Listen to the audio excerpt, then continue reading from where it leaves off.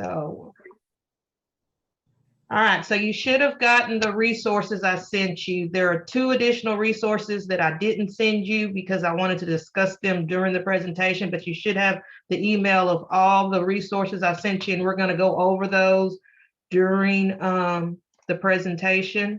So, and then you'll get a copy of the PowerPoint too. So let me get that going here.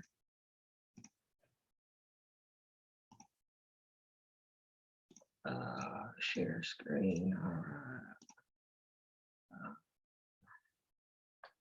So let me know if everybody can see that.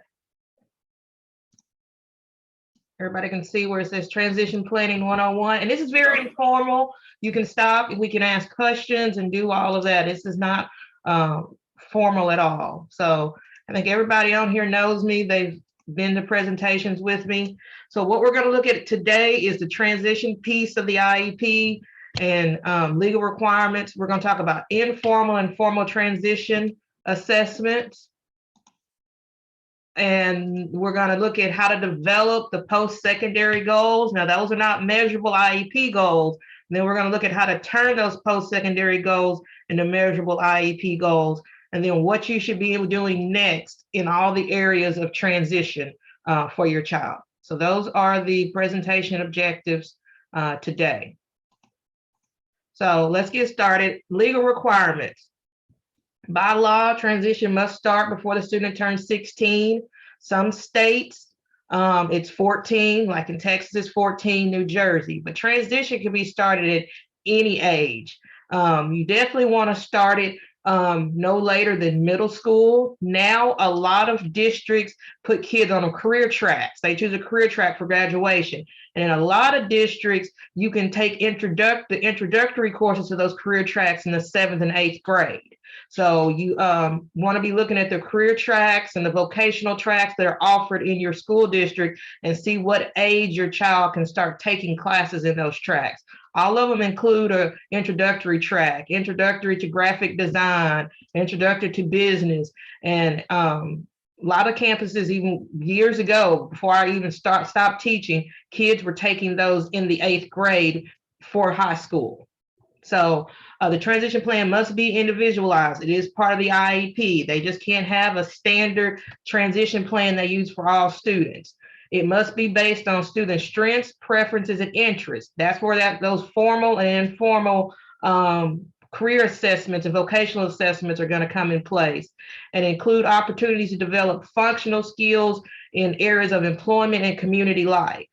So we're going to really go into deep that on the pieces of those post-secondary goals as far as employment, instruction, a community in the community, all of that. So who develops the transition plan?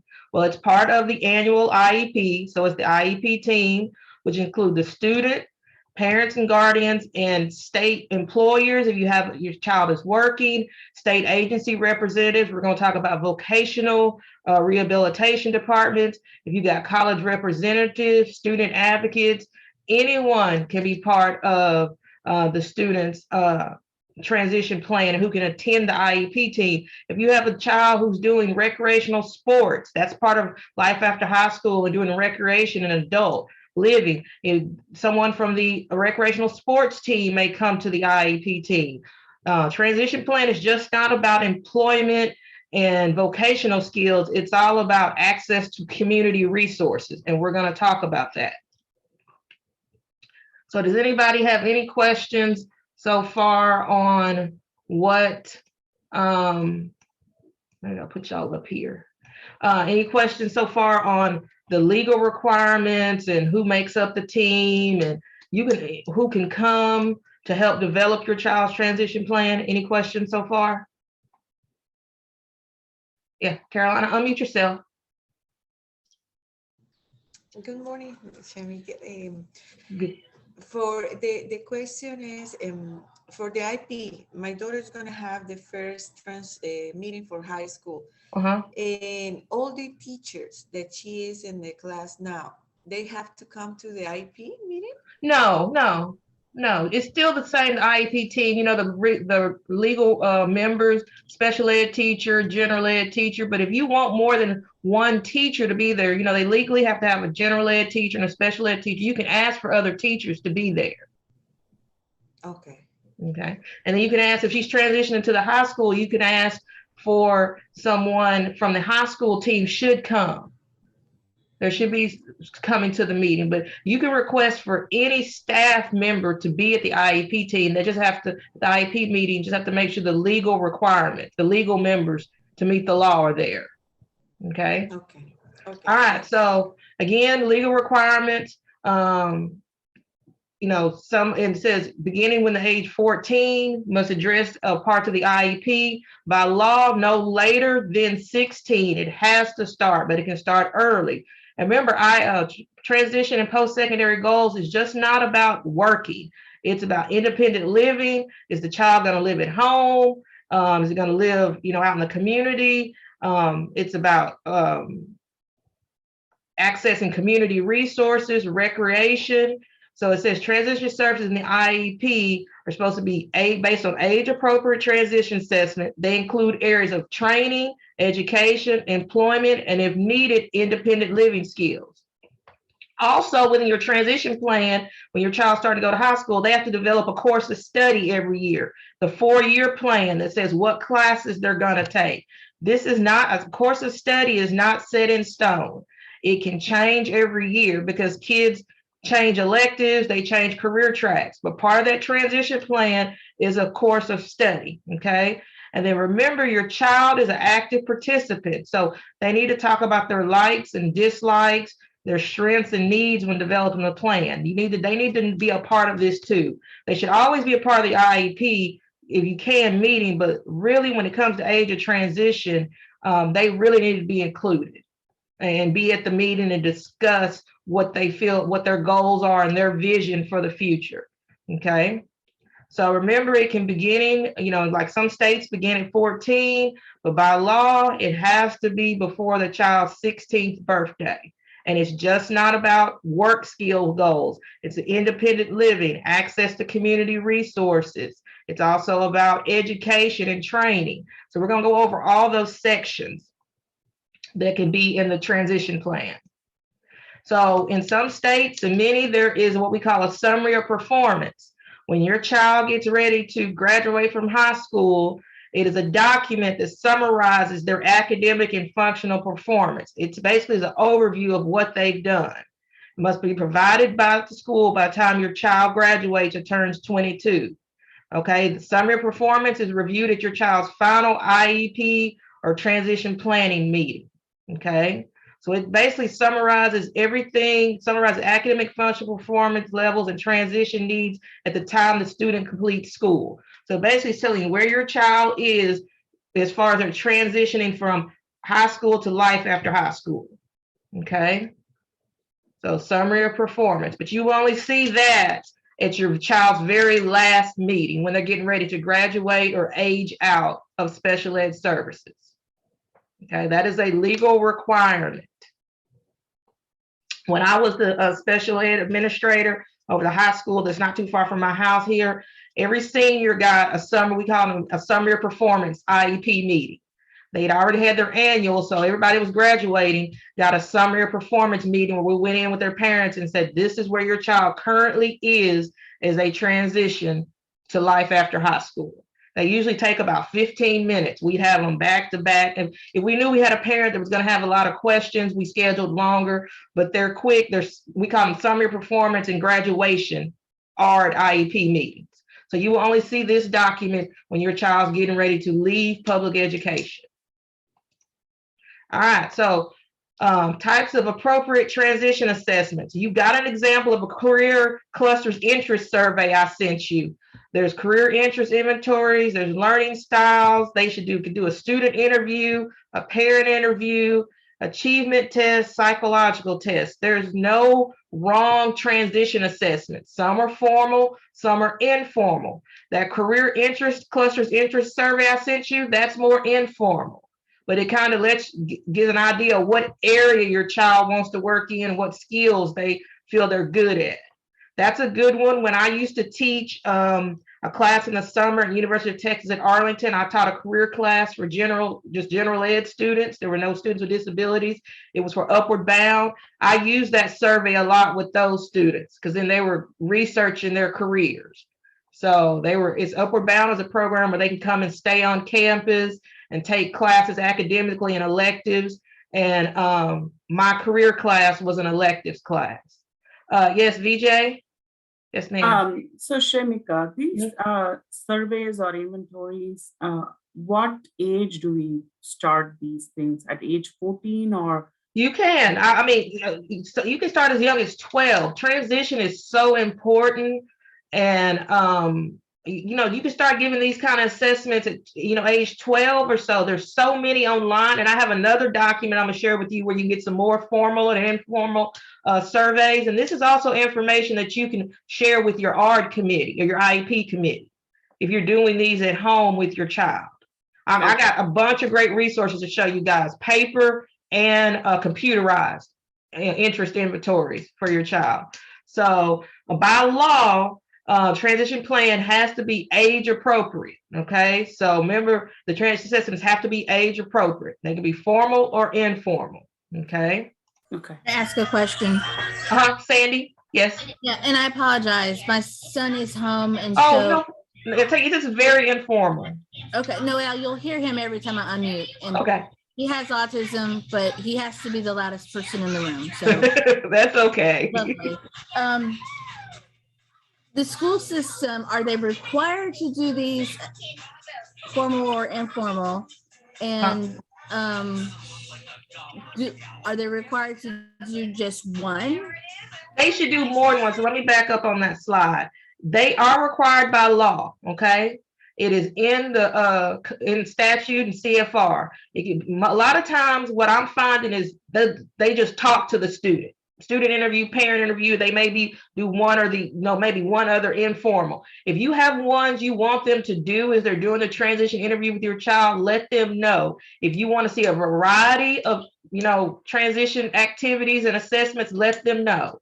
The law doesn't say how many they have to do. It just says transition plan has to be based on age appropriate transition assessments, which can be formal or informal. Okay, VJ, yes, ma'am. So again, I have two children with special needs, right? So one, she's 20 now. And when I remember the first transition plan meeting while at middle school, they just called the parent and we sat together and we talked about the dreams and, where they're going to live. And they asked us the question, what she's going to do. So so if I understand this correctly, before they meet with the parent, before the transition plan meeting happens, they are supposed to do these kind of inventory tests or something. They have to collect the data before they meet with the parent. Yes, I mean, the parent interview is part of the data collection. It's kind of like the transition plan is like a mini plan within the IEP. It should come from a variety. The information should come from a variety of data sources. What I find that school districts do and case managers do, they just talk to the student. That's it. So yes, they are required to do. It doesn't have to be before they talk to you. Talking to you is also a data source. But when you go to that IEP meeting, you should see that they have to list the transition assessments they did. You should see more than just parent and student interview. Got it. Okay. Okay. So now we know informal and formal transition assessments, and I'm going to show you a bunch of those here as we get into everything. So one thing people get confused on is in the transition plan, you have post-secondary goals. Those are not measurable IEP goals. You can take some of those and make into measurable goals. But post-secondary goals are in the areas I've told you, like independent living, community access, education training. It just states what the student will do, okay? So it doesn't have all that measurement criteria and all the things you're looking for in a measurable IEP goal. But we're going to take some, and I'm going to show you how you take one and you make it measurable. So they're at least looking at your child's transition plan and they're collecting data on transition goals. So these are some of the examples of post-secondary transition goals you can see in the transition plan. So remember, they're not measurable. Student will complete a minimum of 2 job reports on occupations of interest. Like that one would go under employment. Student will participate in career trips to area businesses. That could go under employment. Student will develop a personal resume, okay? So once you develop the goals, get the post-secondary goals, you get the coordinated set of activities that's gonna help the student do this, okay? So these all are just examples of post-secondary transition goals. Student will identify primary and secondary career goals, comparing the qualification necessary for success in such occupation with his or her own abilities. So that would maybe be under employment, you know. So I'm gonna show you how these fit in the different categories, but I just want to give you a good list of examples. Student will meet with adult service representative to initiate referral process. That one's under community. Student will meet with adult representative at least 2 times per school year to prepare for transition. That would be under community access, okay? Student will complete job shadowing experience related to express interest. That might be under employment, okay? So you have 3 slides of those that you're gonna get. And this is individualized based on the child. These are just examples, okay? Student will complete school supervised work experience. That might be under employment. So as you get into your transition plan, what we're looking at now, we're gonna go real slow here. This is actually I had a parent who did not like their child's transition plan, and I rewrote all of their post-secondary goals for their IEP a couple of years ago. So this was a student who was interested in being a locomotive engineer, and he liked trains. So you see we have an area: training, education, employment. And these need to be specific. Just don't say student will go to college. So training, education. After graduation from high school, Marcus will attend the University of Houston and major in locomotive engineering. Okay, so now we're going to develop a coordinated set of activities for him to do that, okay? It needs to be more specific than say student will just go to college. Go to college where? Go to college to study what, okay? Then under employment, after graduation from high school, Marcus complete an internship with a railroad agency or business. And some of them I gave her 2 options on. After graduating from college, Marcus will become a locomotive train engineer and work for a government-run railroad agency or private railroad business. You can learn a lot about transition. When I was talking to him and talking to her, I didn't even know you could go to college and study locomotive engineering. So as I was learning and talking to her, and I did my little research myself, this is the kind of stuff your case manager should be doing as they're preparing for your child's IEP and doing the transition piece. I learned there's actually a degree, it's not conductors, it's a degree in locomotive engineering. So those make up training, education, and employment post-secondary goals. Independent living. After graduation from high school, Marcus will live semi-independently in a house. After graduating from high school, Marcus will follow the laws of his community, demonstrate an understanding of the need for laws to ensure his and others' safety.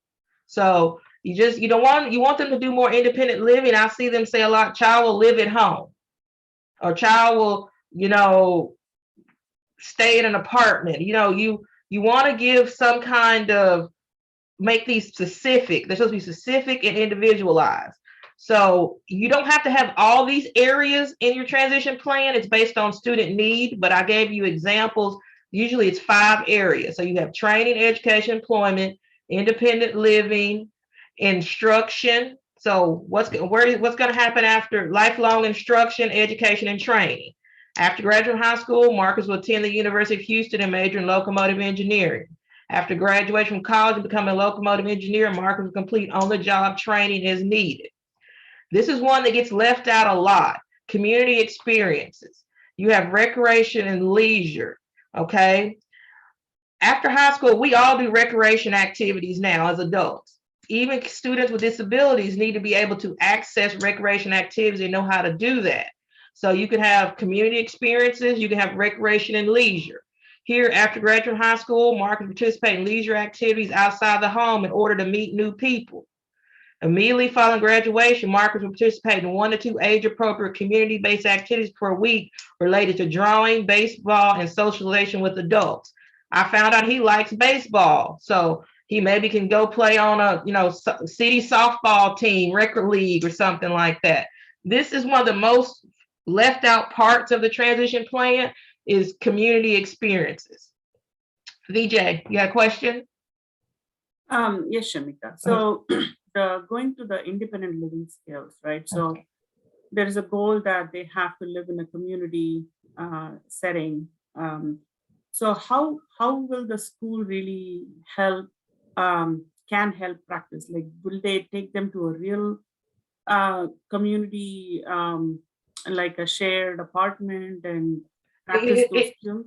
If needed, yes. Or how to find, there could be something in the independent living, we'll learn how to look for an apartment, look for a shared apartment, things like that. Whatever your child needs. It could also be, let me see if it's here. Okay, adult living. It could also be independent living, and adult living skills could also be about managing money. Mm-hmm. Okay. So this one is daily living skills, adult living. Again, live semi-independently at home. Marcus will assume responsibility for a share of living expenses by saving money earned at work and following a budget set by Marcus and his parents. So in the activities you're working with the student, you could be, if this was the budgeting one was a goal, the school could be working with him on how to create a budget. You could have here how to balance a checkbook. All of these sections. It depends on what your child needs, and that's going to come from them talking to you, talking to the student, doing those transition assessments. You don't have to have all of these areas. Like Iona, when I reviewed your son's IEP, he had education, employment, and community was in his transition plan. So it's whatever. It was the last page of the IEP. He had those 3 areas. Yes, but he had, in reality, there's not. Well, I understand what you're saying, but I'm just saying in the document, in the paperwork, those were the 3 areas that they put. And I gave you some feedback on that. So you don't have to have all the areas, but this is pretty much all of the areas: training, education, employment, independent living, adult living, lifelong learning, recreation, and then they have a daily living skills. So these are all individualized, but you want them to be as specific. I see a lot of student will go to college, student will get a job. Okay, doing what? Student will get a job working with children. Student will get a job working at a daycare, because they should have done the informal and formal transition assessments to identify preferences and interests. That's another thing does not get done. Is they do not do the data collection to identify students' preferences and interests. Iona, yes, ma'am. Did you have your hand raised? Yeah. I just had a question about you had a list before this part, develop post-secondary transition goals. Right here. You had a 2 or 3 lists before. Yes, the examples, yes. How many examples can we get into the IEP goals? Well, you talking about how many of these can be in the transition plan or in the measurable goal? In the measurable goal per year. As many as you want. I would pick. Usually, I have teams pick 1 or 2 to work on, and I'll show you. But if you want more transition goals, you talk to your team. But you're going to take some of these, and I'm going to show you how you take one and you make it measurable, a measurable IEP goal. But IEP goals, there's transition goals, just like there's academic goals, there's behavioral goals. So right here, this is not measurable. Okay. So thank you. It depends on the assessments and what areas that you do here in the transition plan. Okay, some students don't need independent living. Okay, some students don't need community experiences. So it's based on what your child needs, but these are just the different areas that can be in the transition plan. All right, so post-secondary goals. All right, so post-secondary goals can be turned into measurable IEP goals. It's based on the student's present levels. 2, it includes data from those formal and informal transition assessments, okay? So here is one that I actually wrote for a student, maybe this year, last year, in 36 instructional weeks, giving verbal reminders from the case manager. Nathan will research 4 colleges of his choice that offer a degree in business and marketing to find out the following information: mission requirements, decree requirements, tuition, and disability services, and report his findings either written or verbally to his case manager once every 9 weeks with no more than one of the above components missing as measured by a checklist. So this was a student of mine that we have found out through assessments he wanted to major in business and marketing, but he didn't really know what colleges he wanted to go to. So we're having him research 4 colleges and he got particular information, okay? So that is how you take it and you make it measurable, okay? And this will be in your measurable IEP goals, this will be a transition goal, okay? Iona, does that kind of answer your question a little bit? Yes, yes, thank you so much. Yes. Okay, and you can have as 2 or 3 transition goals, just like you have as many math and academic goals or functional goals. You're working on. I would start out maybe with 1 or 2 that you're working on. Important things you want to work on, and have it developed into a measurable goal. Awesome, Okay. thank you. All right. So now I'm going to show y'all. We're going to stop sharing this. I'm going to show you some more ways to make measurable. I did not send you this resource with the other ones. So I'm going to wait till we have the workshop, but it's a great packet called Life After High School Transition Toolkit. So when we get done today, I will email you this one and another resource I just found and a copy of this PowerPoint. And then you have all of the other documents, and we're going to go over those too. So let me stop this real quick. And this is a really great, what I'm going to show you is really great. So let me know if everybody can see that. It says measurable annual goals and benchmark short-term objectives. So can everybody see that? All right. So this is basically showing you just what I just showed you. How do you take and have measurable transition goals? So in this document, this is page 58. So here's the measurable goal. What says present levels, Sarah's on track to graduate with a regular high school diploma, and her most recent evaluation for her reading skills at or above grade level. She enjoys writing and frequently does it for pleasure. She has an understanding of her disability. She wants to continue her post-secondary education. So here's the goal. By June 2014, given support from her case manager and or guidance counselor, Sarah will research 3 post-secondary programs that match her area of interest, determine the entry requirements and disability services supports offered by the program as measured monthly by completion of pre-made form generated by Sarah and her case manager. Then they took it and broke it down. Sarah, and they have it broken down into benchmarks. It says she will, regarding entry requirements and disabilities, she will identify 3 post-secondary programs. She will complete a pre-made research of her first choice, second choice, third choice, okay? And she will compare the forms of all 3. So they've taken this goal and broken it down in different time frames: October, November, January, March, April, and June. You can have, and I said, you're going to get a copy of this document, and I have it in the PowerPoint. We're going to look at pages 58 and 64. Okay. So the one I showed you in my PowerPoint just I didn't break it down any objectives. I could have done that, but this is how you do measurable transition goals. Okay. So it still has all the parts of the IEP. You have the time frame, you have the condition that's given support from the case manager, you have the behavior. She's going to research 3 programs, and then the mastery criteria is measured by completion of a pre-made form.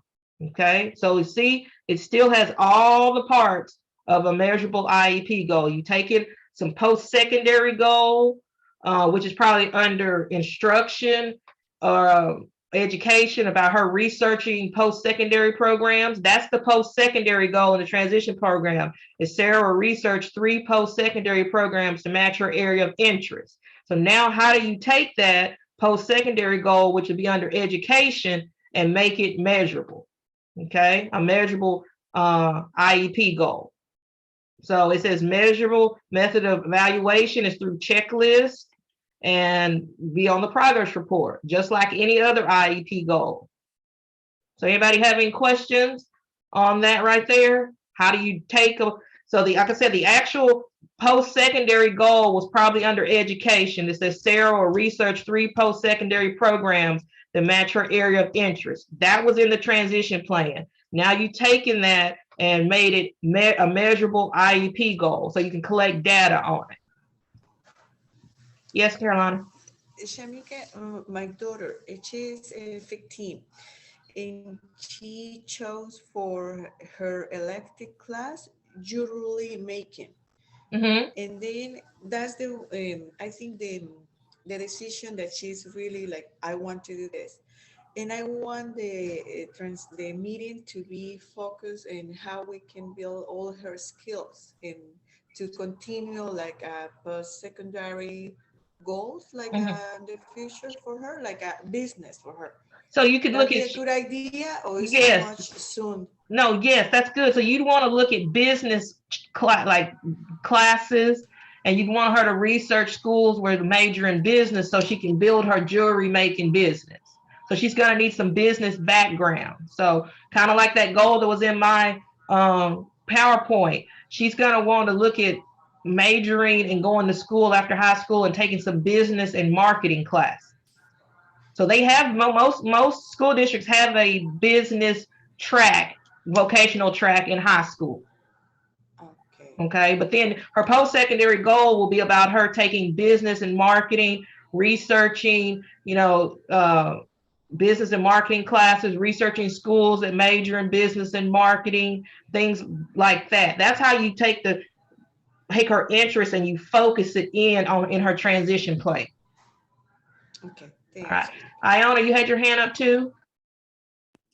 Yes. I can't see very well. I'm sorry, I'm on the phone. Oh, that's okay. But it says, so the first benchmark says by October 2013, Sarah will develop with support of her case manager or guidance counselor a comprehensive form to complete when researching. Okay, so when the progress report comes from the first, how do you call it, the first quarter, how does it look like? How does, what is the data behind? So the data will be, they will talk about, if the form was developed, what kind of questions are on the form, that kind of thing. So then, so that's the first marketing period. So now you won't have data on these unless they started working on these objectives. But with this first one, they can talk about what was on the form, what kind of questions they used on the form, what was developed, and if the form was developed. Because part of it says she will develop a comprehensive form to complete. So they need to give data on if the form was developed, and then what kind of questions are on the form. So the form, the form is part of the progress report, no? Yes, it can be. That is a work sample. Yes. Thank you. Yes, awesome. Thank you. All right, VJ. Shamika, it's been like, how do I put it? For example, for students with significant disability, right? There are colleges that are coming up, right? But then they have requirements of they being independent or being at a certain grade level, right? So they need to have at least a reading level of 5th grade, and they need to be able to demonstrate the independent living skills. So the kids with significant disabilities, is there like any kind of a sample IEP? I know these whatever IEPs, whatever you're showing right now, they're focused towards like, regular college track. For example, the engineering, the locomotive engineering, that is one track, but I'm kind of, trying to really find out if there is a sample or like a sample IEP where it shows, like, for example, kids who cannot speak, but had shown skills that they can learn. So that kind of a path, is there a sample? I don't have a sample for that. So you know, significant. This one here is a student named Ryan. He has a cognitive disability, but students that have significant cognitive disabilities, you're going to develop the transition plan just the same. It could be to participate. Transition could be to participate in a day-hab program. You know, every day. There are, I think I said, there's an the Think College website that has the 260 programs listed, post-secondary programs for kids with disabilities. I'll send that link too. Again, send it. But part of the post-secondary program doesn't have to be, if your child's not going to college, it could be to participate, go to day-hab program every day, things like that. So it just has to be individual to your child. The transition plan doesn't say your child has to go to college. It could just be they're going to get a job. Right. So here's the next one. This one is on page, I think it's 64 of this document, but it's in the IEP. It's in the the PowerPoint, what page it's on. So this is Ryan. He has a cognitive disability. He takes modified classes. He's able to articulate his thoughts and needs. Due to his cognitive disability, he's unable to use high order thinking skills. He's able to make quick decisions for stressful and demanding job is impacted because of his weak in high order thinking skills. He has cerebral palsy, at times experiences stiff muscles. So here's his overall goal. A measurable IEP goal for transition. By June 2014, given support from his case manager and guidance counselor, Ryan will research requirements to become a state trooper and or similar career in law enforcement is measured by completion of monthly checklists filled out by Ryan and his case manager, guidance counselor. So this one's not about going to college. This one is about a student who's trying to get a job. So then he's broken down into objectives. He will create a list of 5 or more reasons or characteristics of being a state trooper that are of interest. He will research the list of physical educational requirements. He will interview a current state trooper, and he will compose a list of 5-10 other careers in law enforcement besides a state trooper. So his post-secondary goal was probably under employment that says after high school, Ryan will become a state trooper or a similar career in law enforcement. That's the post-secondary goal in the transition plan. Now we've taken take that post-secondary goal under employment of him becoming a state trooper and you make it measurable. Okay. So you're going to get a copy. Let me show you the front of this document. This is a great document. It's called Life After High School Transition Toolkit. It's developed by New Hampshire. It was the state of New Hampshire, but it gave good examples of how do you take the post-secondary goal in an area and you make it measurable IEP goals. Okay, so that is what I just showed you is in Appendix A and B. Those measurable IEP goals are on page 58 and 64.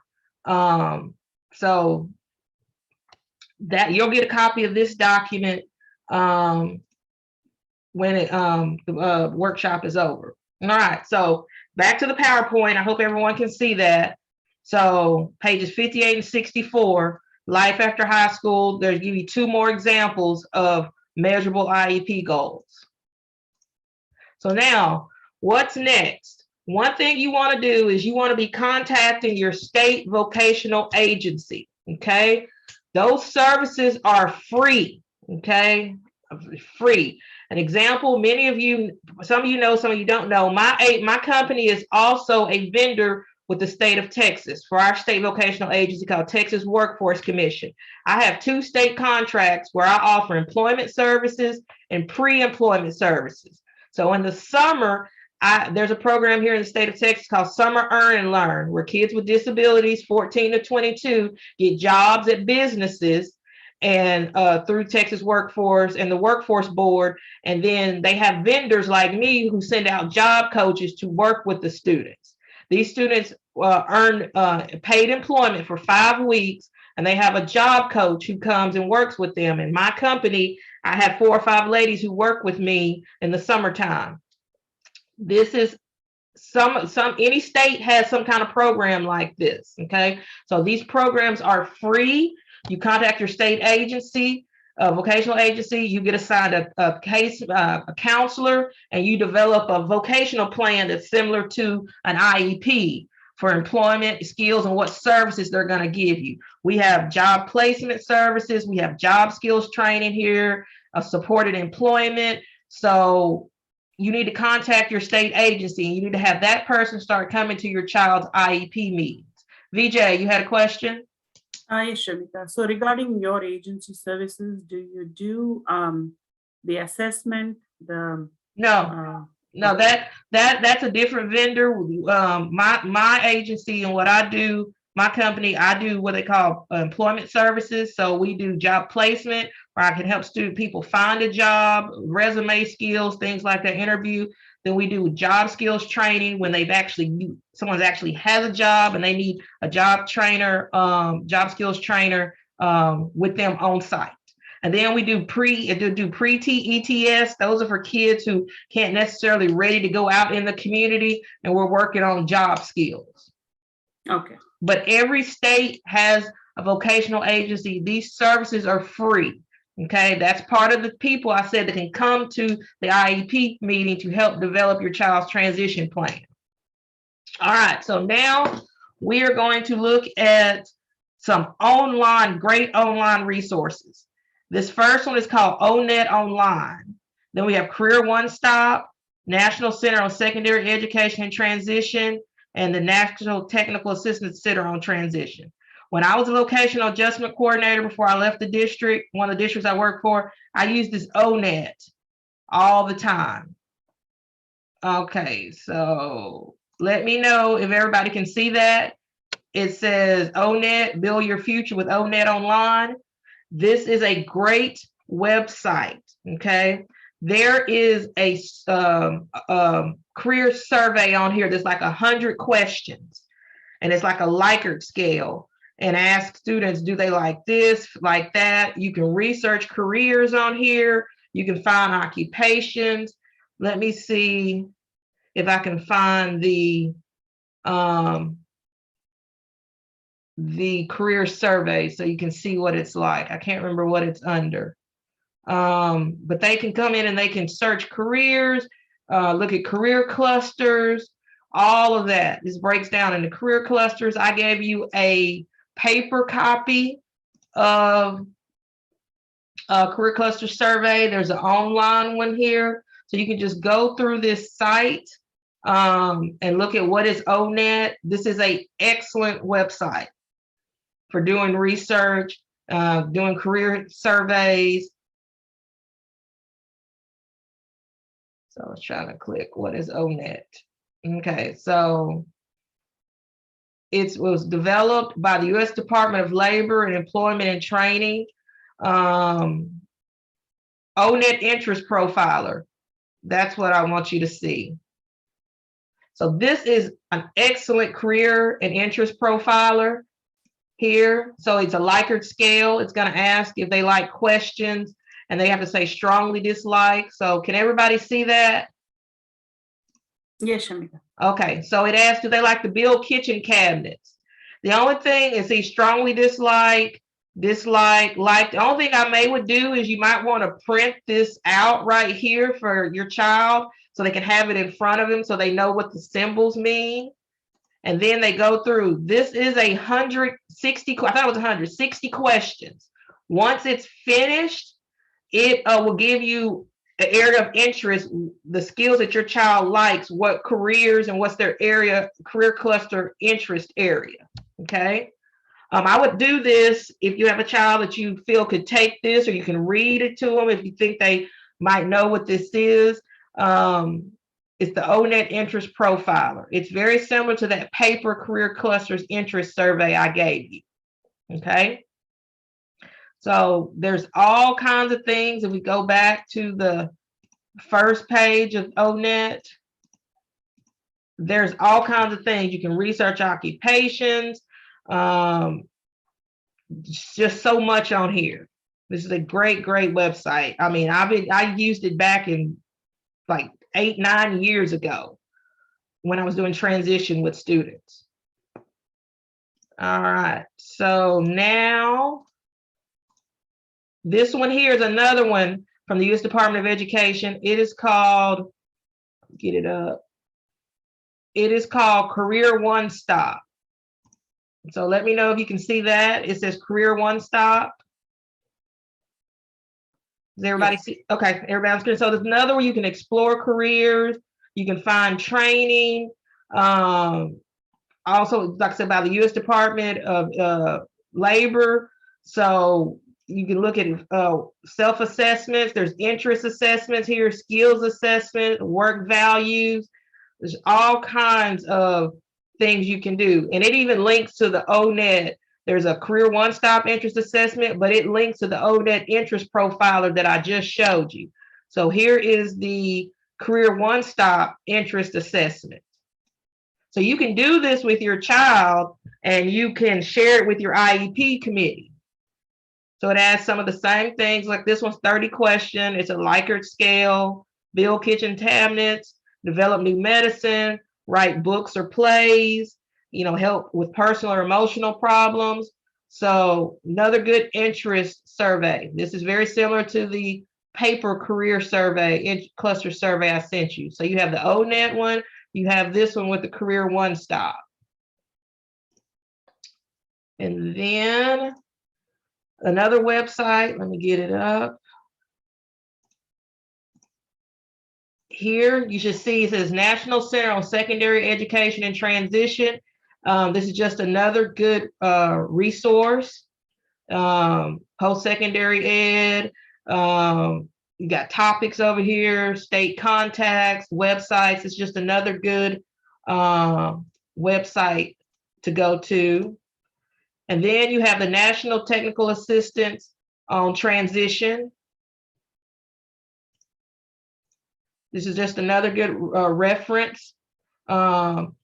Trainings, topics, all of that. It talks about diversity and inclusion, effective practice, employment, family engagement, post-secondary education, pre-employment transition services, all good websites. So you're gonna get the PDF of this, and you can have links to all of these.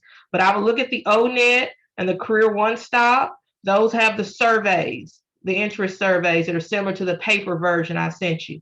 The next two are just information on tools and supports, okay? So now what we're gonna spend the rest of the workshop on is all those documents I sent you. We're gonna talk about all of those. And there's some good information on those too. Oh, okay. And what is PEATC, Iona? I was just looking for it. I'll provide more information in the chat. Is that okay? Okay, no problem. So now we are going to, give me a second, go over all those documents that I sent you. As soon as I get it up on my, all right. Get it up on my screen. All right. So we talked about this one. I'm going to send you this one. This is the Life After High School Transition Toolkit. It is includes the information about those goals that we went over. And then this here is what's in the toolkit, thinking about the future, making a plan, writing a transition plan in the IEP. You have those appendices that has those goals that we talked about. So you haven't gotten a copy of this one. I will send you this one later today. Now, this is one that I put this together right here. This is the one you got for me. This is transition planning. I review the laws again, but these here is what I want you to see. These are some transition assessments that you can use. It's from a I'm Determined website. So this is a virtual IEP meeting skills checklist. I'm Determined student rubric, rubric for IEP participation, self-assessment for student, self-determination checklist, IEP meeting exit survey for student and parent. So let's click on this right here, the virtual. So this is a checklist for parent-student involvement in virtual IEP meetings. This can be used for regular IEP meetings. But this is a checklist that you can, if you're still, a lot of us are still virtual. So for student involvement in the virtual meeting, okay? And now this right here, student rubric for IEP participation. I want you to see this right here. This is a rubric to see, is your child ready to participate in their IEP meeting? Okay. All these links in that document I gave you, you can click, it's going to bring up all these websites. I'm Determined was a project done by the Virginia Department of Education. So let you know at what level your child is when it comes to participating in IEP meeting. Their social and communication skills, knowledge about their rights, awareness of their disabilities and abilities. Do they know about the content of the IEP? Do they even know what IEP is? Okay. So those are very good. Let me go back here. This one here is about self-determination checklist, student self-assessment. They can go in and rate themselves. Do they set goals for themselves? Do they check their progress?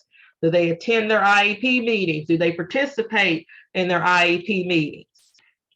These are all documents that ask, what is a goal, one goal you have for yourself? What are 3 things you can do to reach the goal? How can people around them help with the goal? And then list 3 of your rights under IDEA and ADA.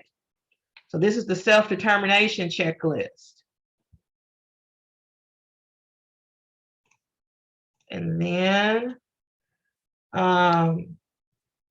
this, I think, is a parent self-determination. How you feel your parent, how do you feel your child is about attending IEP meetings, participating. So your child can rate themselves on self-determination, and then you can rate your child on self-determination. And it asks the same thing. What's a goal for your child? How do you feel the teachers can help? So does anybody, so I put this together and I give this to clients, my clients on transition. These are really cool tools with the I Am Determined. And then after you do these with your student, your child, you can put it in a report, a parent input report, and you can share it with your team. So you want to summarize the findings. If you do any of these assessments up here, like 2 through 6, if you do any of those assessments, you can summarize it in a report, and then you can share it at your child's IEP meeting, and it can help develop the transition plan.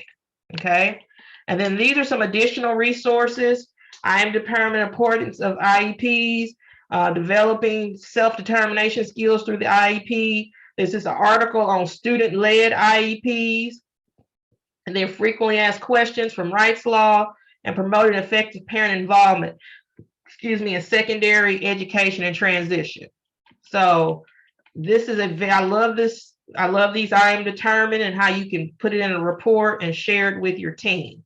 So does anybody have any questions about anything on this resource? VJ, Sandy, anybody? And you just click from the PDF I gave you, just click it and it'll open up the website. Okay. These are fantastic. All right, thank you. All right, so the next one resource that I sent you is, this is long one. If you have time to read it, it was developed August 2020. This is the transition guide that was developed by the U.S. Department of Education. Okay, it's long, but this is everything about transition, what the U.S. Department of Education says needs to be happening.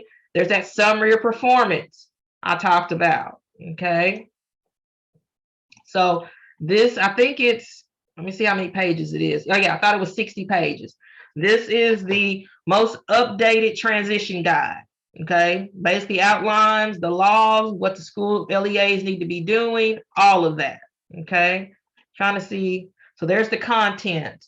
Overview, requirements under IDEA and the Rehabilitation Acts, options for leaving secondary school, student made decisions, supported decision making, all of that. So 60 pages for that you want to read. And so I have a question kind of along with this one. Go ahead. So you know how you said like sometimes schools will say student will get a job. Mm-hmm. Say like how they're going to get to that point. That's just like, you know, essentially end goal, and they're like checked off like they have it in the IEP. In any of this, is there something that we can, one, is that legal enough? Did they check off the box? That is legal enough. If they say student will get a job under the employment section of the transition plan, that's the minimum requirement. That's minimum. But what I'm trying to show you today is how they can get more specific, because the whole point is to, you know, help your child in developing their plan after high school. Well, get a job, do what? What's the child's interest in food service, retail? I mean, just saying a student will get a job, when they do post-secondary goals in the transition plan like that, that's the bare minimum. And it's meeting the law because they've developed a transition plan. Okay, wow, that's awful, but thanks. Okay, does that answer your question though? It does. Okay, so it's kind of like, you know, we talk about, Sandra, the bare minimum IEP, you know, doing the bare services, you know, they're doing enough to suffice the requirement of the law, but is it meaningful and does it benefit your child? All right, this is another resource I sent you. It's called the Dream Sheet. This is just another way to get your child involved in the IEP process. Lets them talk about their strengths, supports they need, what is their overall dream, steps for achieving the dream. Graphic organizer. That's all this is. You can sit down with your child. If many of you, I know Carolina and Ayana, I think, went to my vision statement workshop. You can use this to help write your vision statement. Because remember, I told you want to include your child in developing that. So they can sit down and, you know, use this as a graphic organizer to help you develop that vision statement. But it's, again, another transition tool. You can share this with the IEP team, make copies and share it with the team. And then I sent you this one. This is the Career Cluster Interest Survey. So how it works is box 1, you go through, the student circles everything they like in box 1, activities they like, personal quality, school subjects, and you add up the number in the box. There are, I think, 16 of these boxes, or is it 16? And then you find the 3 highest numbers, and you correspond to the career cluster. So there's 16 career clusters identified that the Department of Labor uses. So you add up the numbers in the boxes.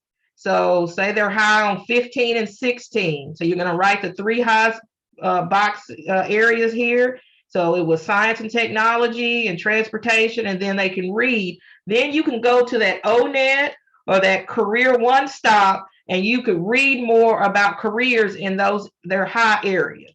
So this is just a paper version of kind of like that Career One Stop and that ONET profiler, but you could do this with your student, your child, and you could take it to the IEP meeting.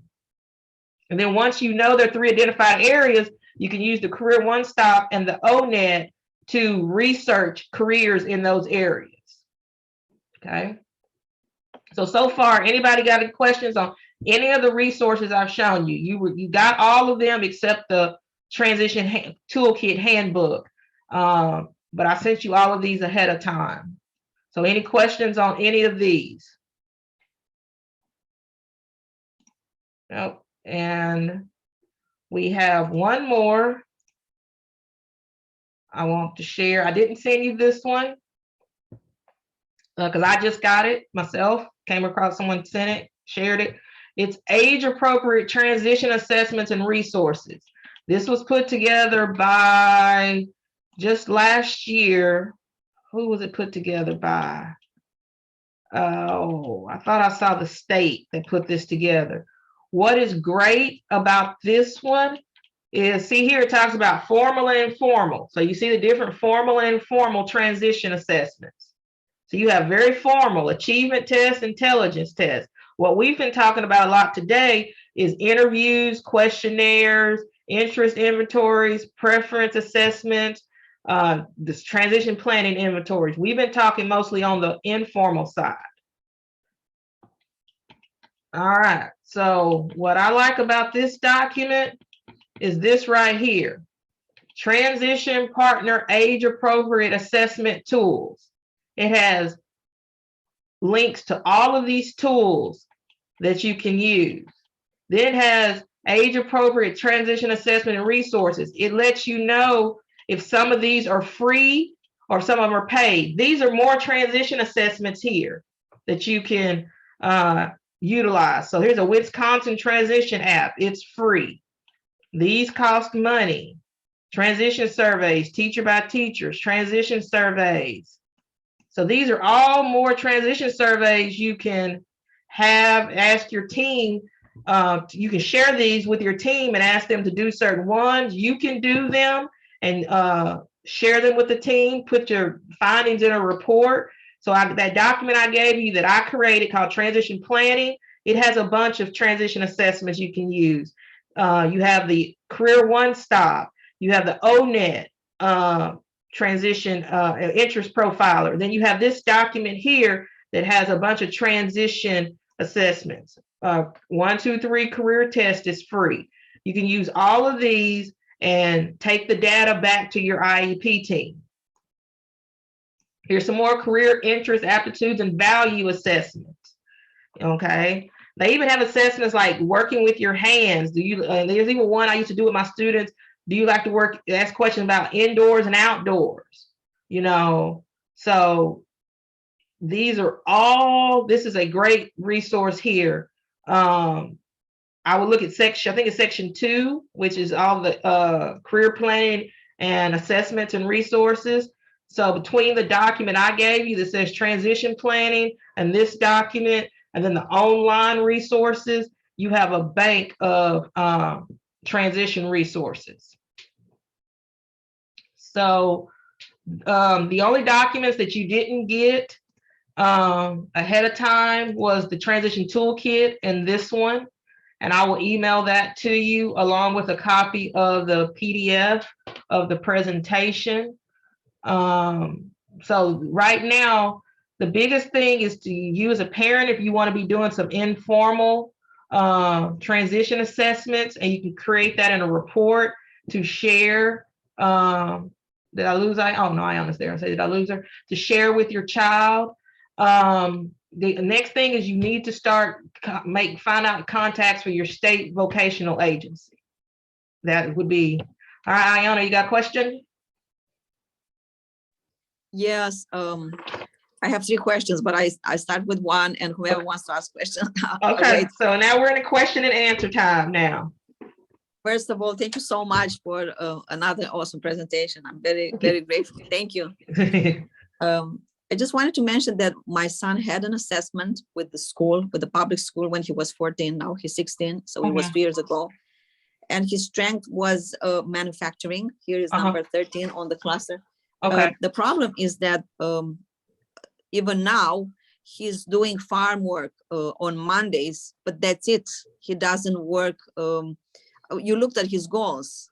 He doesn't have very specific goals. He doesn't know what to do with the money, and whatever was there as his strengths in the assessment, I don't think the team looked into thoroughly into that assessment. So my question is, how can I better advocate for him? Because I think I reached out to them and they said, we don't have this option because we don't have the money. They put kids in groups of 3, 4, and they offer them whatever they have. And I said, but farm is not his interest. And he said that he's bored.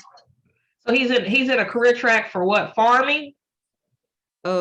There's no career track. I mean, he has no career track. It's just what I requested when he was 14, that he would do an internship. They didn't provide anything. So now I contacted yesterday. I filled out the forms. Here is called MRC, Massachusetts Rehabilitation Commission. Yes. And so because hopefully you can get someone from there to come to your meeting. I know you have a meeting at the beginning of March, right?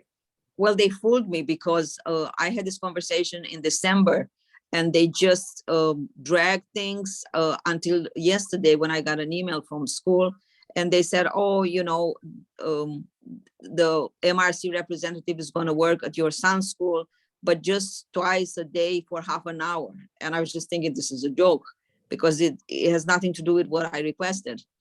So that's why I took things in my own hands, matters in my own hands, because I just can't rely on school. So can you contact the agent? You can contact the agency yourself. I did. I applied because I had to fill out a form. I applied. It's going to take a while, but I contacted them and nobody replied to me. So I really don't know what to do because I'd like to do your assessments and present them at the IEP meeting.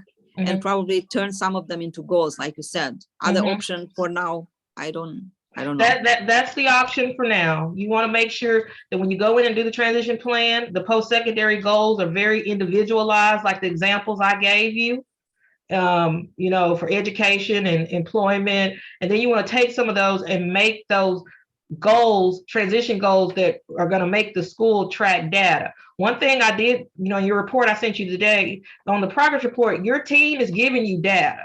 They are giving you data on his IEP goals. I told you need to look at the work samples and all of that. You can ask for service logs. I put all that in the report I gave you, but you can take those post-secondary goals, make them measurable transition goals. So they're collecting data on transition. And and then you need to figure out with your son, what transition pieces he wants to work on, what is his need in the far areas of transition, and make those measurable transition goals. Okay, yes, thank you. Okay, and we'll come back and get your other questions. Sandy, you had a question? Yeah, so you keep talking about a transition report, like you present a transition report to like the IEP team. What does that look like? Meaning, like, what needs to be in this report? Well, if you do any of these transition assessments that I've given you, the one I developed at transition planning, you do the ONET, or you do the Career One Stop, or you do any of those in the other transition guide I showed you, you can make a chart, you can type it up in a paragraph, but you're giving them data on your students' interests and preferences. When you do those transition assessments, say you've done that paper career cluster survey, you could tell them what was your child's 3 highest career clusters. And then you could see, is there classes, things like that to help guide them. Because from those 3 career clusters, say it was in law enforcement, he wants to be a police officer. It was saying in after high school, Nathan would like to get a job as a police officer. So now you've done those career clusters survey, you presented it in a document to the team. In the post-secondary goals and the transition plan, his employment would say after high school, Nathan wants to go to the police academy. Then you could see, is there any classes on campus? Is there a law enforcement track? So that's how you take all that information and you disseminate it and get it in. You use the data that you've collected and you make post-secondary goals in the transition plan. So there's no, when I say a report, there's no right or wrong. It could be bullets about their skills, things they're good at. It could be about their career choices. It could be about, career clusters. There's no particular outline for the report. Okay, thanks. You're welcome. Ayana, your other questions? And then Caroline, I'll come to you. Yes, I have one more question about the summer program that you run. How does it look like? What exactly are students working on? Just like an example. In Summer Earn to Learn, they go through the workforce board and they get jobs at actual businesses. I had students that worked at Walgreens, Kroger, coffee shops. We have a business here in close to me called Cheeky Monkey. It's kind of like a Chuck E. Cheese. So the kids are going in and they're actual they're employees of the workforce board. That's who pays them, but they're doing actual skills and jobs of regular employees. I had people stocking at Walgreens. I had kids working at Wendy's, 2 or 3 Wendy's. I had a kid running the fry station, cleaning at Wendy's. So they're doing actual jobs. And then the workforce board pays them, I think they got paid 10 something hours. I can't remember what they got paid, but they got paid for 5 weeks of paid employment. And then they had an assigned jobs coach. And I worked with 2 students this summer. I worked with a student at Walgreens. He was a high functioning student with autism. He had just completed his first year of college because the age is 14 to 22. And I would go in and just see what he needs. I would monitor him, talk to him about certain, things that he needed. And, his big was communication, because he has autism, communicating with his coworkers. Then I had another student who worked at a coffee shop where they did a lot of baking. That was her area of interest. So she did a lot of baking, and I'd be back in the kitchen with her, and I'd be at the front sitting at the coffee shop. And then I'd go to the back and see how she's doing. She'd tell me what she made, what she baked. She would tell me about the recipes, all of that. So they get when they come into the program through Texas Workforce, they get assigned a counselor. They do an assessment on them. They come up with a plan like an IEP, and they place them at a job site based on their interest, whether it's retail, food service, something like that. And then I'm just the vendor, and I get assigned my company gets assigned the student, and then I'll assign them a job coach. Awesome. Do you know what's the minimum age? Is it 14 or 16? In this program, it was 14 to 22. So most vocational programs are for students, they're going to start letting you have services like at 8. Most of the programs are going to be for age 14. Age 14. Yeah, this is great. We don't have that in Massachusetts.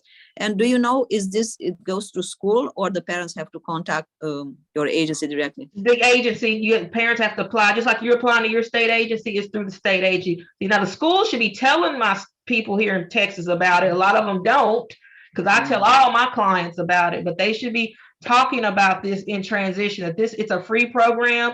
They have to go and do an application. They go through an orientation. They have a drug test. They're getting hired. They're hired by we call it the workforce board. They're hired by them. So they go through just like hiring procedure, just like anything else. And then they have a time clock. They have an app where one lady girl did paper time sheets, but my other students had an app. They clocked in and on. That's how they got paid. It was true work experience. That's wonderful. Yes. Thank you so much. Thank you. Carolina, what was your question? And then VJ next, I'll get you. It's the parent who has to invite the person from the state vocational agency to the IEP meeting? The school can invite, but you can bring whoever you want to IEP meetings. So if you want to bring your vocational counselor, but the school should invite vocational people too. They don't do it a lot of times.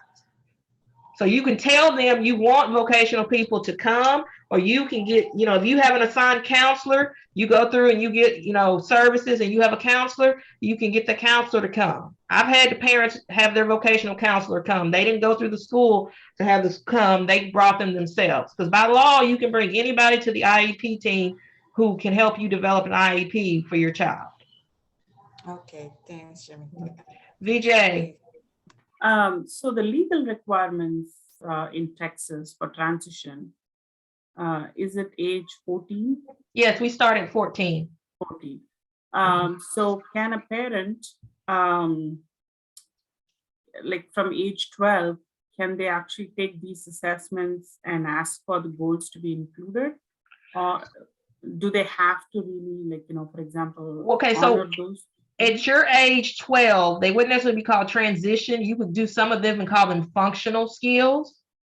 Mhm. But you can do these assessments and take them to the school, to your team, and say, these are things my child may needs to work on. If you know, but you would call them, you probably could call them transition goals. You don't, but Texas starts at 14. That's just where they start. But you could call them transition or functional goals. Okay. All right, Sandy. So when you said wages, they're not getting paid like below the minimum. They're actually getting a true wage. Yes. Okay. And then I live in Tennessee. I have no idea if anything like this exists.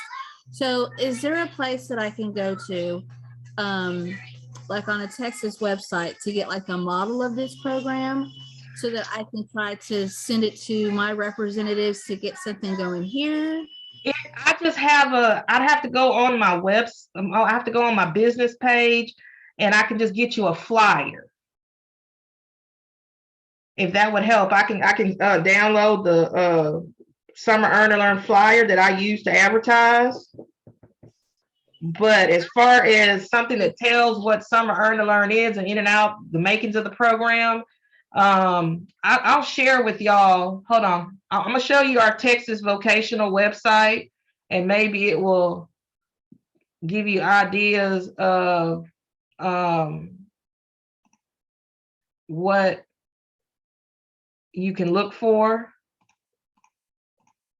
There's one I keep up. So everybody should see that across.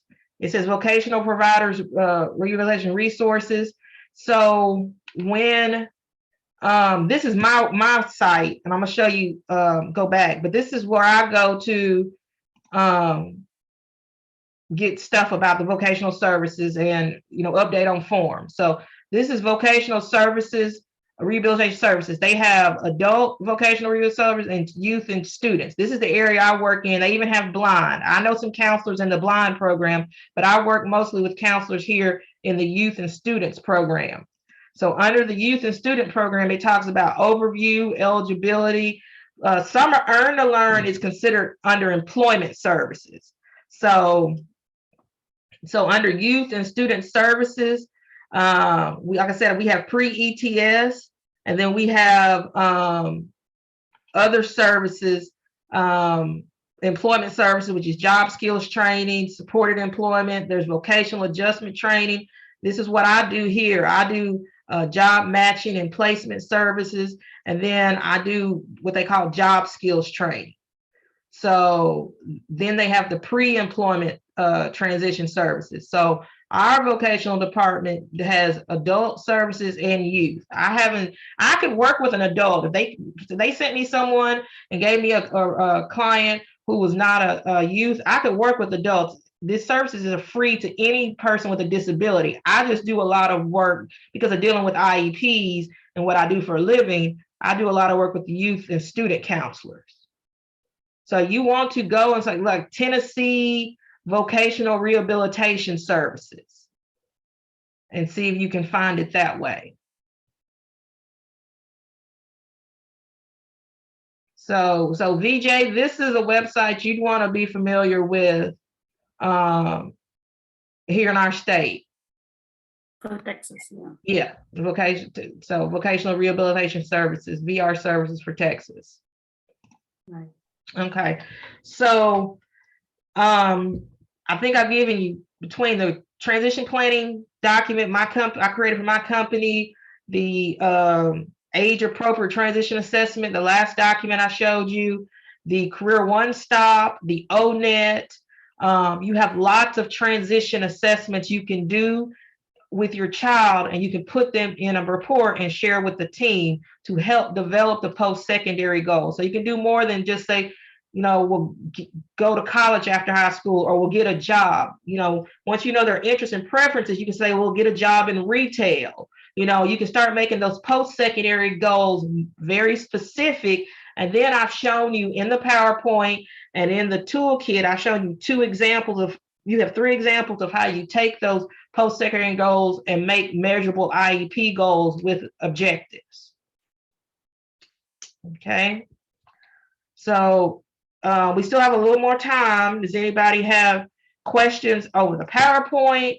any of the resources I've shared or just anything about transition? I do, Shamika. Okay, go ahead, Vijay. So, for example, if a parent has a vision of for the student to attend, I'm sure you heard about this Augie Achieve programs, right, Shamika, that came up in Texas A&M program? Yes, that's one of I'll send it to the Think College link with all the Yeah. programs. So yes.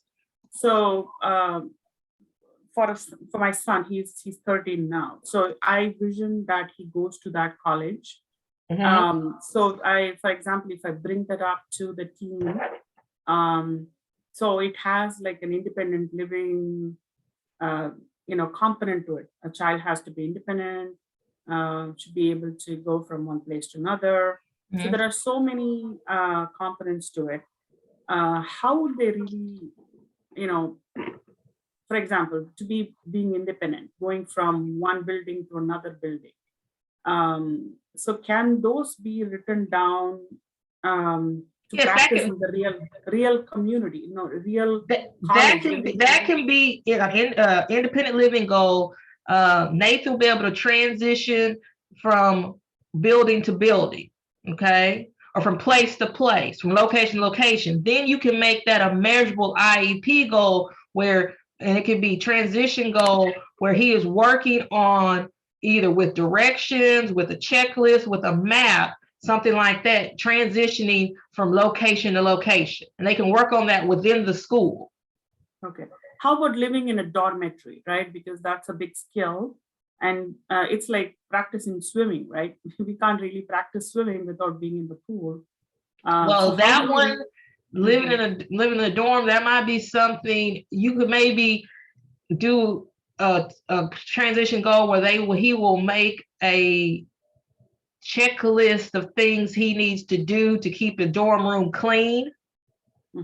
Or he will develop a list and know the activity to do to keep a dorm clean for healthy, because you're living with the dorm, or you're living in an apartment complex, and in your own apartment you have to keep it clean, or you might have infestation of bugs, or something like that. So it could be something about for him to learn the skills and know the skills necessary to keep a dorm room clean, or how to successfully live with a roommate. Right. So the real practice of it, practicing the real world, the skills I understand, we can somehow. You're not going to be able to practice in the public school living in a dorm.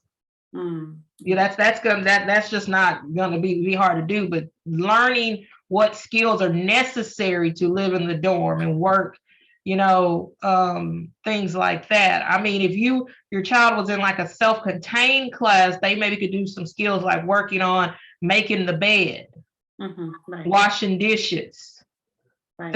things like that for independent living. If you have a child that is in a specialized unit and you want them to go live in something like you're talking about the Texas A&M, those classrooms have the ability to do those kind of goals.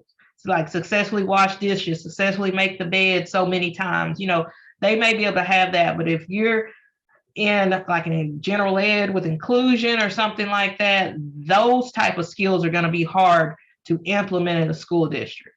So is your son in a specialized unit, your children, or are they in general ed or resource? No, right now they are placed in a self-contained classroom. Okay, so something like that could be worked on, making up beds, washing dishes, that could be done more in a self-contained, in a specialized unit.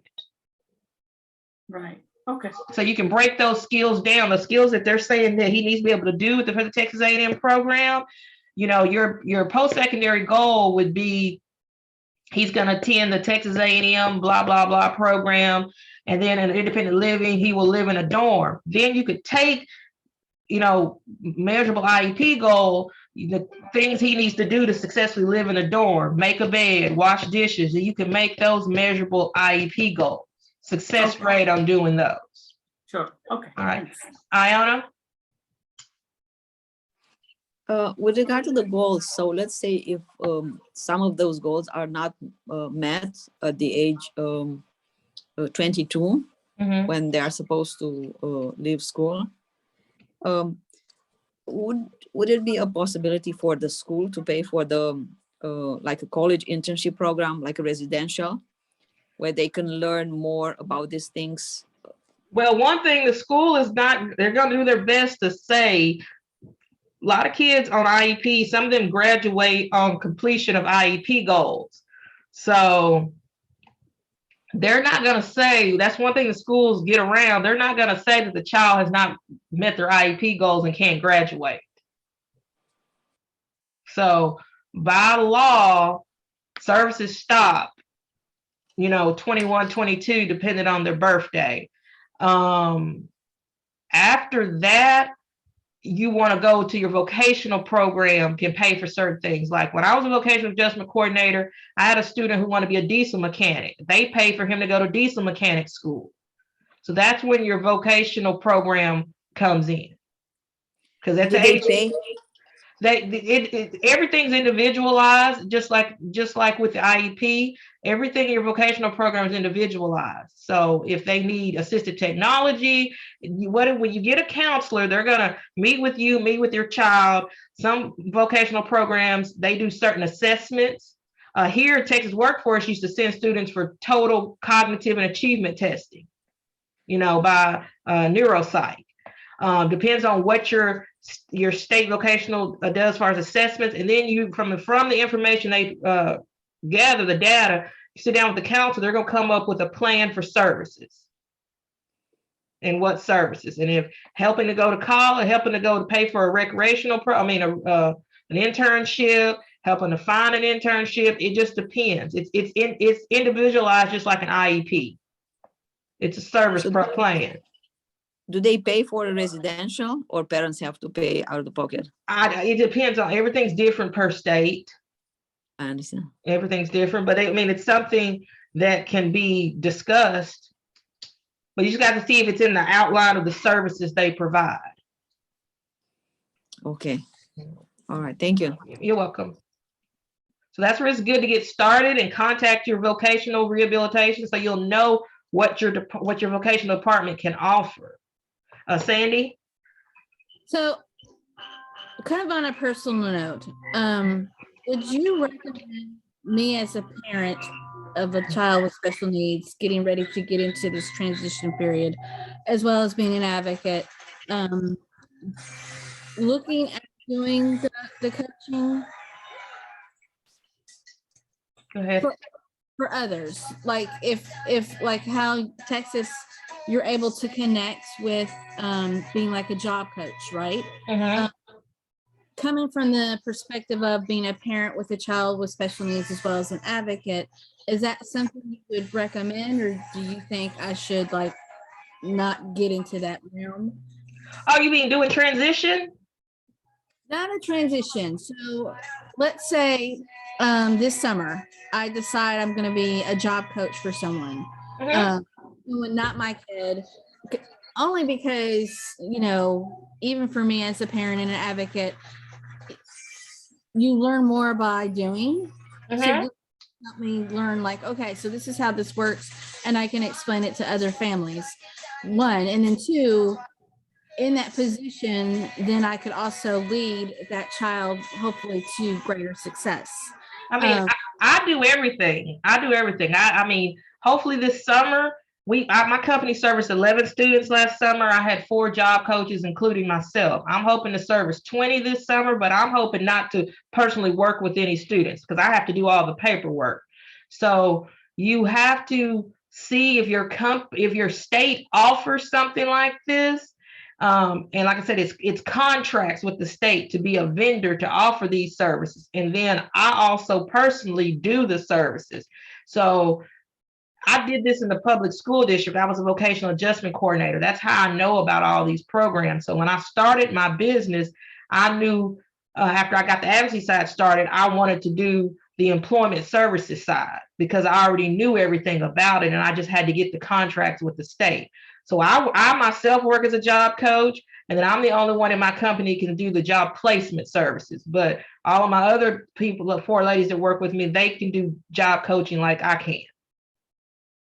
Okay, so that is something you would recommend. Yes.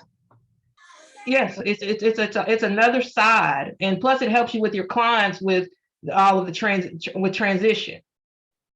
So I started working and doing transition stuff back in 2006 with my own life skills self-contained class. And then I became a vocational adjustment coordinator in 2 districts and would help go around and do vocational assessments and help parents with transition plans and talking about things like this in the community. That's how I knew about Summer Earn and Learn and all of these different things in the vocational department and rehabilitation department. So, Ayana, you have another question? No, I'm sorry, I forgot to lower the hand. Sorry. Oh, that's okay. So, I think I've given you a bunch of tools you can use. I'm going to send you an email with the recording, the PowerPoint, the other resources, the 2 resources I didn't send because I wanted to cover those in the workshop. And then I'll send a link to the Think College. Some of you have that, I think, to the Think College, where you can see all the different programs in the States for college for people with intellectual disabilities.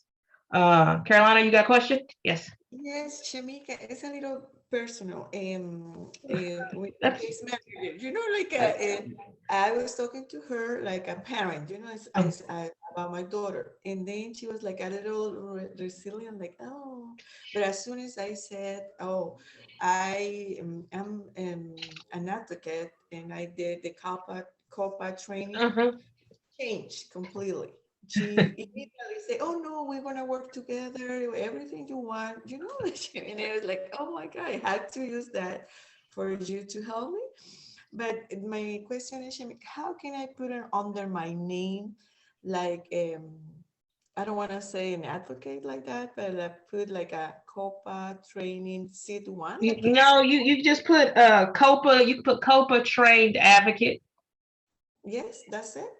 Yes, that's what you can put. COPA trained advocate. I don't have to tell everyone every time. No, you can just put it, you know, you want to put it on your business card or your email signature or something like that. Just COPA trained advocate.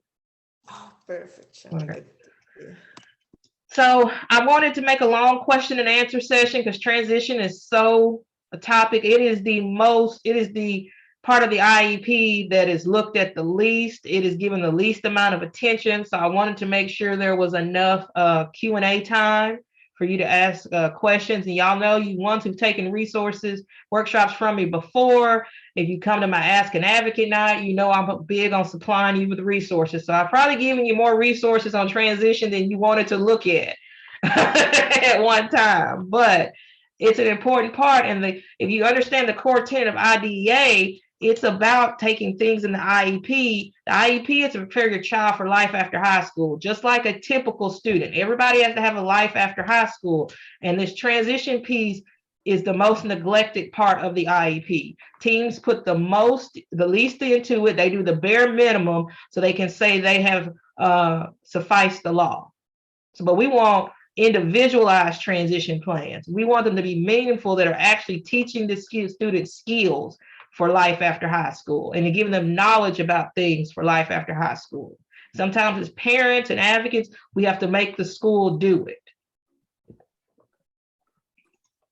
So that is all. Yes, then there's Texas Transition Conference. Yes. It's coming up in a couple of days. Yes, I used to go to those all the time when I worked strictly transition.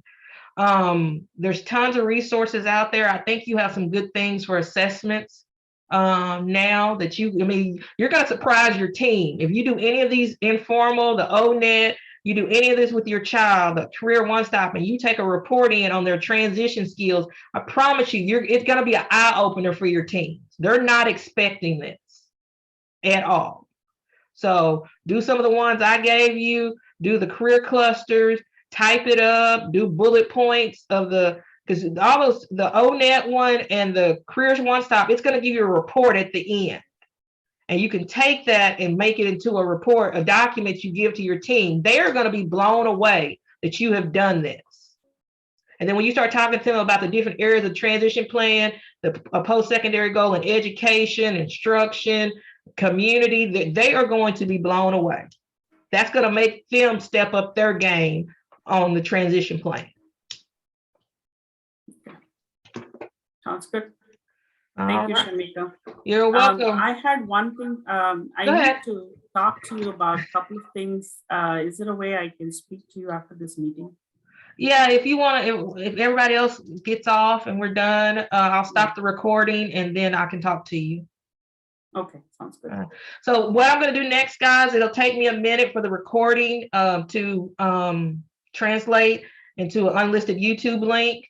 And when that is done, I will send you the YouTube link, the other 2 resources I didn't send you, and I'll put the email, the website to the Think College where you can look at all the different college programs in the States. And I'll send that as soon as the YouTube link finishes, I'll get that to you here probably in the next hour. Thank you so much, Shamika. All right, Very helpful. thank you. And I'm sorry, guys, I had to reschedule. So if you know anybody, oh yes, and I'll give you the slides. If you know anybody you can recommend who needs to help in transition, I'm doing this again March 1st, and it's an evening class. It's at 7 Eastern, 6 Central. So if you know anybody who needs help in transition, I'll do it again, and I might do it again before the end of the school year. Okay. All right. Great. All right. Thank you. Bye-bye. Thank you so much. Bye-bye. And VJ, you just let me stop the Yeah, recording. I'm going to be here.